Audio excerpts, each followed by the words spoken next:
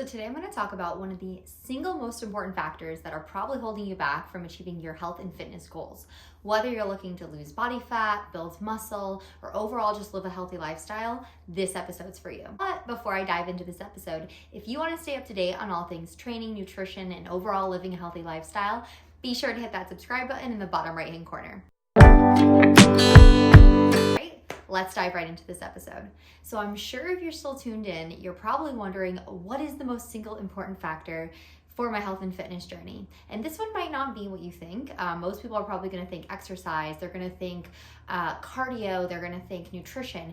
In my opinion, it is sleep. Sleep is going to make or break what happens with your diet, nutrition, training, and everything under the sun. It regulates our hormones, it regulates our metabolism, it determines how well we recover from a training session, how we metabolize our food, and so much more. So I'm going to dive into why sleep is important, tips and tricks to get better sleep, recommendations I have for my own sleep, what I do when I get bad sleep, and so much more. So I find myself, I care way more about a topic or a factor of my fitness journey if I understand the reasoning behind it. So I'm going to talk about why sleep is so important first. So first and foremost, when we sleep, we are doing so much, even though we're kind of doing so little, but our bodies are doing so much. Our hormones are being regulated. Our muscles are recovering and repairing. Our metabolisms are regulating. Our body is kind of resetting us for the next day so that we're going into the next day recharged, refreshed, and ready to go.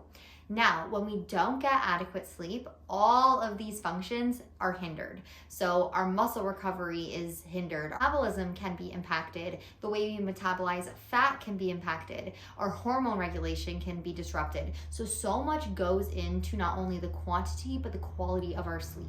Now, many of you might not know this, but you do not build muscle in the gym. You build muscle while you're sleeping and when you're resting and you're recovering. In the gym, we're breaking our muscles down. We're really pushing them to failure. We're creating micro tears in the muscle fibers, but we're not repairing them while we're in the gym. When we get home, we refuel our body with protein and carbohydrates and fat to really recover our muscles. During actual sleep is when our muscles are recovering and recharging. Now, what would happen if you don't get adequate sleep and you're really pushing it in the gym, even though you're hitting nutrition perfectly and your training's really hard, but your sleep is just crap? What's gonna happen is you're gonna cause your body to kind of go into an overload mode or overtraining mode, which I've been through, unfortunately, many times, especially with competition preps. My body is just not recovering up to par, and I'm almost just like kind of breaking down the results that I'm trying to get. So instead of recovering and building, I'm kind of like half recovering, going into the gym, my strength starts to decrease, I'm not seeing any size with my muscle, I'm chronically fatigued, I'm always sore, I feel like crap, my energy levels start to plummet, I'm not able to give it my all in my training sessions, which is huge. Not only are you like not able to perform up to like your optimal ability, but you also see physiological changes and physical changes. So like people who don't get as much sleep start to hold on to fat a little bit more. Muscle doesn't get to be the priority because it's really hard to build muscle. And if you're not giving your body the best it can have between nutrition, training, and recovery and sleep, you're not going to be getting the results you want. You might in the short term, of course, like if you miss like a couple days or like a few hours here and there, it's not a big deal. But when you chronically start to accrue like a sleep debt, not getting adequate sleep, just the quantity, but the quality, you're gonna see a lot of things be hindered. I will see firsthand clients who are only working out maybe 2 to 3 days per week, eating a relatively balanced diet, but they get really good sleep, see 10 times better results than someone who's killing themselves in the gym, maybe sticking to their diet 110%, but their sleep is just absolute garbage. They're under recovering, they aren't gaining muscle, they aren't gaining strength, they chronically feel tired, they're always fatigued, their mood starts to get affected. So sleep is a very critical, important to not just like building muscle, but also losing fat and overall just living a healthy lifestyle. Like people who don't get adequate sleep have a higher risk of like heart conditions, obesity, diabetes, just overall chronic conditions that you don't want to have, obviously, if your focus is living a healthy lifestyle. Not that anybody wants a chronic disease, but sleep alone can increase your risk factors of that if it's not adequate and it's not the quality that your body needs. How much sleep does your body need? Now, I find this really differs. Like some people will be like, oh, my body only needs 3 to 4 hours of sleep and I feel great. Sure, maybe in the short term you feel like that, but give it 2 years, you'll start to get burnout. I think minimum 7 hours is what I tell my clients. I do find females tend to need more sleep. My female clients, which I am a female health coach, so I mostly work with women. I do a lot better at about 8, almost 9 hours of sleep. That's just myself. It depends on where I am in my hormone cycle. If I'm like on my period, if I'm ovulating, sometimes I need a little bit more sleep when recovery is at a higher need, or sometimes I can maybe get away with like 7 or 8 hours of sleep. But sleep duration is super critical. Now, not only is sleep duration important, but the quality. So what I'm talking about is like the type of sleep we're having. Different stages of our sleep. So we have like light sleep, which we could be like easily woken up from. We have our REM sleep. We have deep sleep. Optimize our recovery and repair of our muscles. We really need to be in that like REM and deep sleep. So that's our restorative sleep. And I've really been monitoring this a lot using my Whoop strap. And no, I'm not a sponsored athlete, but if they want to, hey, I'll take that.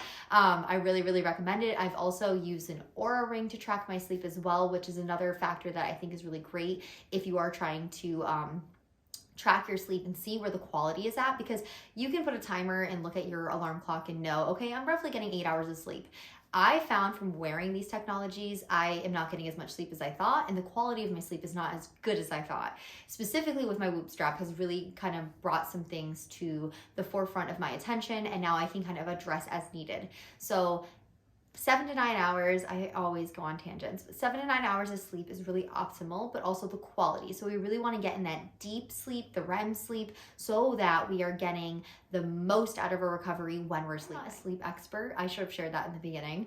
So these are just things that I've learned on my journey from podcasts, from reading research articles, from learning from my mentors, etc. But they definitely have made a huge impact in my own journey and my clients' journey when I recommend that these factors to them.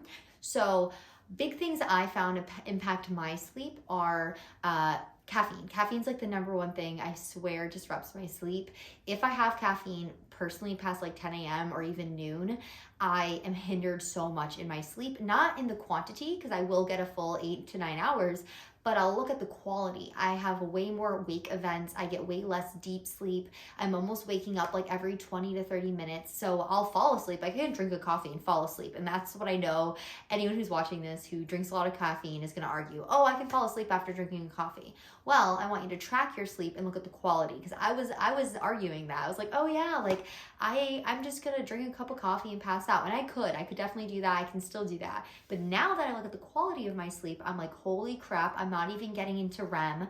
I have like no deep sleep. Like I tracked it the other day. I did have a late coffee. I try to minimize it as much as I can, but I literally got 15 minutes of deep sleep and 30 minutes of REM sleep and like 8 hours of light sleep. And my recovery was garbage. I was fatigued all day. My muscles were not recovering. So it really does make an impact. So really limiting caffeine, I would say before noon at the latest. So I just have my 1 cup in the morning, and it's really helped me a lot, both with my anxiety and my other controversial one is eating before bed. Now I am so guilty of this, and I still do this, especially being in a build, but you really shouldn't be eating a few hours before bed, because you don't want to be going into digestion when your body's trying to recover and sleep. It's not the role of sleep is to digest your food. It's more about kind of getting your body ready for the next day. So if you can limit food before bed, I try to at least go 1 hour to 2 hours. I'm not great with it, especially on days that I need to hit my calories,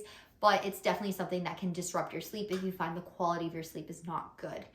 I also recommend setting up a nighttime routine. One is huge for me. So personally, I like to like wash my face, brush my teeth, shower. That kind of calms down my central nervous system. I'm like getting ready for bed. Brain's starting to release melatonin. I start to get sleepy naturally. I'm not super alert, so I stop working after like 6:37. This includes like content creation, anything on my laptop, anything with blue light. If I am doing something with blue light, I'm wearing blue light blocking glasses.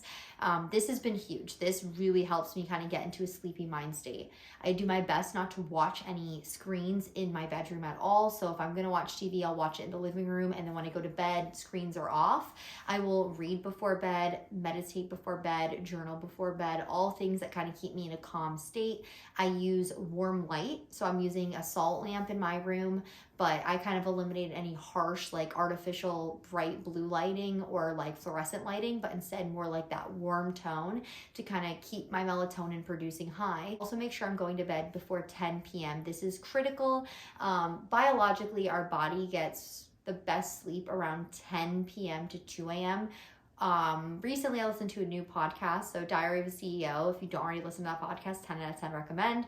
He brought on a specialist from Loopstrap, actually, which I didn't know when I started listening to the podcast, but she mentioned that you biologically need to be sleeping between p.m. and 4 a.m. and that is super, super critical to get deep sleep and REM sleep, so our restorative sleep. I've always been told 10 p.m. to 2 a.m., but apparently it's looking more like 10 p.m. to 4 a.m. You need to be sleeping. I personally go to bed at like 8:39 because I'm also waking up at like 5:30, 6 a.m. So I want to make sure, again, I'm getting that full 9 hours. Someone who's got really bad sleep, like I'm talking maybe 2 to 3 hours, you go to bed at like 2 a.m., you're on your phone all night. Don't try to go from 0 to 100. That's never gonna work. If you've watched my other videos talking about how to create goals and how to make life changes, do not just set yourself up for failure. Start with something small, like maybe go, okay, I'm gonna do everything I'm doing, but I'm gonna try to go to bed by 10 p.m. Like make a small change and try to adjust your body to that. Once you can concretely like keep that change, keep that behavior, then add something else on. You don't want to just go from 0 to 100. You're going to be miserable. You're going to be like, I hate this. It's not even helping me. Where if you kind of make the change really small, you are going to have an easier time adjusting and actually keeping that adjustment for the long run. I'm not a sleep expert, but I have found it's helped so many of my clients changing their sleep schedule. It's helped me tremendously. It's helped my boyfriend tremendously. It's allowed me to perform better, recover better, have better strength, get better gains, and overall just like feel better in my body. And just really, you don't realize how you're living at like 50% when you could be living at 100%, and sleep is a huge factor for that. Description below, I'm going to drop the podcast I mentioned. I'm going to drop all the technologies I wear for sleeping and tracking my sleep. I'm going to share some products I use before going to bed, whether it's my salt lamp or a meditation app I use or the book I'm currently reading. I'm going to share all this with you guys below. Like I said, if you're looking to make a change in your sleep, I highly recommend starting small and building up from there. We're gonna see a dramatic change, not only in how you feel, but also how you look and how you perform. So if you wanna stay up to date on all things training, nutrition, and overall living a healthy lifestyle, be sure to hit that subscribe button. I hope you enjoyed today's video and have a great rest of your day.